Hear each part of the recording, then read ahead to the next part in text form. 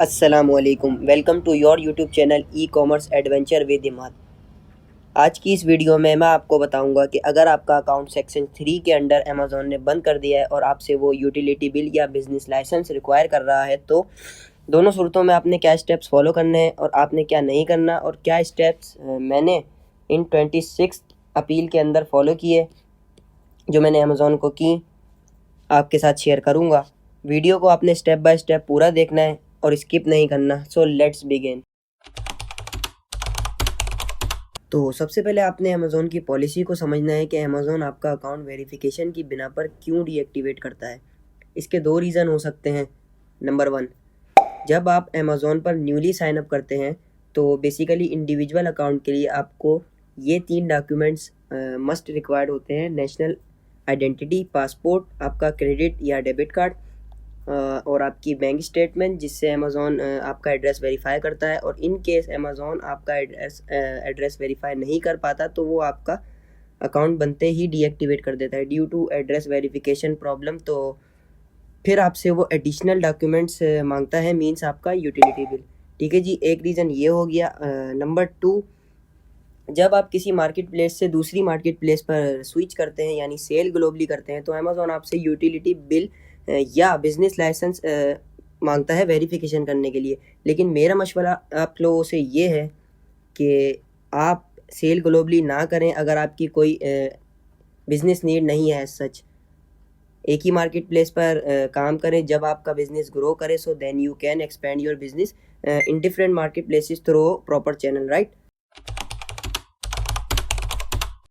सबसे पहले तो ये मेरे अकाउंट की डीएक्टिवेशन ईमेल पढ़ लें कि अमेज़ॉन आपसे बेसिकली मांगता क्या है।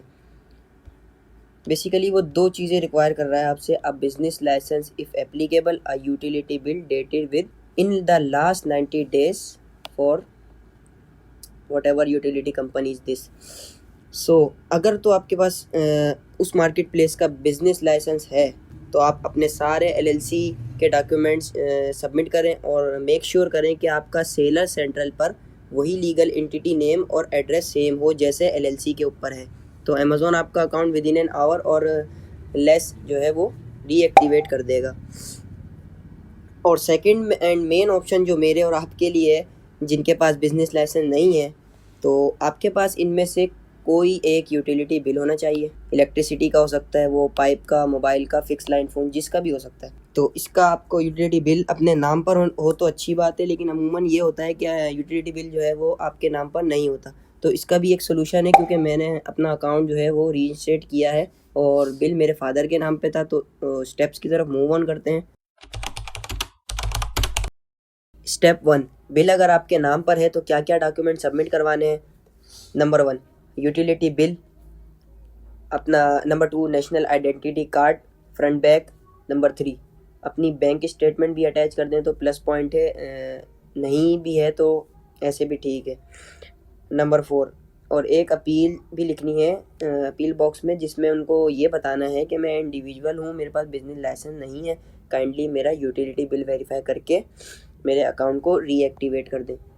ये जहन में रखना है कि अपील करने से पहले आपकी इन्फॉर्मेशन जो है वो सेलर सेंट्रल पर एज़ पर बिल अपडेट हो, थोड़ी सी भी चेंज ना हो तो आपका अकाउंट रीएक्टिवेट अमेज़ॉन कर देगा। स्टेप नंबर 2, अगर बिल आपके नाम पर नहीं है तो क्या स्टेप फॉलो करने हैं। बिल किसी और के नाम पर है तो उसके लिए आपको ये डॉक्यूमेंट्स चाहिए होंगे जो इस ईमेल में मेंशन है, जो मुझे अमेज़ॉन ने भेजी थी जब मैंने उनसे कॉल पे बात की थी। तो वो यहाँ पे कह रहे हैं कि हमें आपका जो है वो नाम जो है सेलर सेंट्रल पे और डॉक्यूमेंट पे सेम नहीं था, तो अलबत्ता आप जो है वो अल्टरनेटिवली कोई ऐसा डॉक्यूमेंट शो कराएं जिससे जो है यूटिलिटी बिल पे जो नाम है वो नेम पार्टीज का रिलेशनशिप आपके साथ शो हो सके। As an additional proof of identity we can accept birth, marriage और डिवोर्स, दिस डॉक्यूमेंट्स वो एक्सेप्ट करता है। तो जिस भी नाम पर बिल है तो उसके हिसाब से आपने डॉक्यूमेंट सबमिट करने हैं। In my case utility bill मेरे फादर के नाम पर था, तो what I need is my birth certificate to show my relationship proof between me and my father. अब इसके डॉक्यूमेंट्स कैसे सबमिट करने हैं, तो सबसे पहले लास्ट 90 डेज़ का यूटिलिटी बिल, जिस दिन आपका अकाउंट डीएक्टिवेट हुआ है उससे लास्ट 90 डेज़ का ही बिल एक्सेप्टेबल है। आफ्टर डेट अमेज़ॉन बिल नहीं मानता, चाहे आप बाद में पोस्टपेड सिम निकलवा लें अपने नाम पर या कुछ भी और कर लें, वो एक्सेप्ट नहीं होना। उसके बाद आपने बर्थ सर्टिफिकेट, फिर उसके बाद फादर का NIC front back and then अपना एनआईसी आपने साथ में अटैच कर देना है। Also write an appeal. Appeal कैसे लिखनी है? चैट जीपीटी से आसानी से लिखवा लें कि यूटिलिटी बिल मेरे फादर के नाम पर है या आपके केस में जिसके भी नाम पर हो, along with all documents, all required documents submit कर रहा हूँ, काइंडली आप मेरे डॉक्यूमेंट्स वेरीफाई करके मेरा अकाउंट जो है वो रीएक्टिवेट कर दें। तो 110% आपका अकाउंट जो है वो रीएक्टिवेट हो जाएगा अगर आपके डॉक्यूमेंट्स लेजिड है, आल्टर्ड नहीं है और सेलर सेंट्रल पर नाम और एड्रेस मैच कर रहा है। तो बढ़ते हैं मेरे अकाउंट की स्टोरी की तरफ। शॉर्ट करके स्टोरी बताऊंगा जस्ट कि मेरा अकाउंट में क्या मसला आया था और मैंने अकाउंट रीएक्टिवेशन में क्या गलतियां की जो आपने नहीं करनी। मैंने अपना अकाउंट यूएसए से यूएई मार्केट प्लेस पर स्विच किया था, जिसकी बिना पर अमेज़ॉन ने मुझ पर सेक्शन 3 लगाकर मेरा अकाउंट वेरिफिकेशन प्रोसेस के लिए डीएक्टिवेट कर दिया था, जिसमें वो मेरा यूटिलिटी बिल रिक्वायर कर रहा था मेरे एड्रेस को वेरीफाई करने के लिए। अलबत्ता मेरे पास कोई भी यूटिलिटी बिल मेरे नाम पर अवेलेबल नहीं था। तो मैंने क्या गलती की, मैंने इंटरनेट बिल को अल्टर करके अपने नाम पर करके सबमिट कर दिया था। तो अमेज़ॉन ने उसको रिजेक्ट कर दिया। फिर मैंने दोबारा एक इलेक्ट्रिसिटी का बिल सबमिट किया अल्टर करके, अगेन रिजेक्शन मिली। ऐसे ही करते करते मैंने 7 से 8 अपील कर दी, लेकिन स्टिल मुझे रिजेक्शन का सामना करना पड़ा। फिर मैंने अमेज़ॉन को कॉल करने की कोशिश की तो अमेज़ॉन की कॉल पाकिस्तानी नंबर पे अनफॉर्चुनेटली नहीं आती। ये एक अलग प्रॉब्लम थी, लेकिन उसके लिए मैंने फिर यूएसए का नंबर अरेंज किया, फिर उनसे बात की तो पता चला कि आपके डॉक्यूमेंट्स लेजिट नहीं हैं, इट सीम्स लाइक अल्टर्ड। मैं परेशान हो गया क्योंकि उनको पता लग चुका था कि ये डॉक्यूमेंट्स अल्टर हैं। तो फिर मैंने उनसे पूछा कि मैं अकाउंट रीएक्टिवेट करने के लिए कौन से डॉक्यूमेंट सबमिट करवा सकता हूँ। तो उन्होंने कहा कि आप कोई भी अपना मोबाइल बिल सबमिट करवा दें। तो फिर मैंने अपना पोस्टपेड सिम ली अपने नाम पर, उसका फिर 1 महीने बाद बिल आया एंड देन मैंने दोबारा अपील सबमिट की एंड अगेन रिजेक्शन मिली। एट दैट टाइम मैं बहुत डिसअपॉइंट हुआ कि अब तो मैंने बिल्कुल लेजिट डॉक्यूमेंट सबमिट करवाए हैं, अब क्यों एक्सेप्ट नहीं हो रहे। तो फिर मैंने उनको दोबारा कांटेक्ट किया तो मुझे ये नई बात पता चली कि जिस डेट को आपका अकाउंट बंद हुआ है, मतलब उससे लास्ट 90 डेज़ का ही बिल रिक्वायर्ड है, अगले डेट का कोई भी बिल एक्सेप्टेबल नहीं है। At that time I got stuck कि यार अब क्या करूं। मुझे मेरा अकाउंट परमानेंटली बंद होता हुआ नज़र आ रहा था, लेकिन मैंने ट्राई करना नहीं छोड़ा। अपील्स पर अपील्स करता गया, अलग अलग मेथड और स्टेप्स फॉलो किए, लेकिन फिर भी मेरा अकाउंट रीएक्टिवेट नहीं हुआ।